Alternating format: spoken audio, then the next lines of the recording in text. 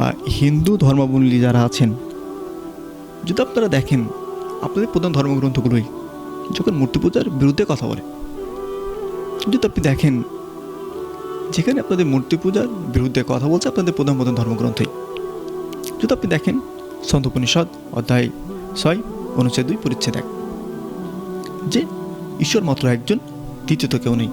এছাড়াও যদি আপনি দেখেন শ্বেতাসূত্র উপনিষদ অধ্যায় 6 অনুচ্ছেদ 9, সর্বশক্তিমান ঈশ্বরের কোনো মা নেই, তার কোনো বাবা নেই, তার কোনো প্রভু নেই, তার সাথে বড় আর কেউ নেই।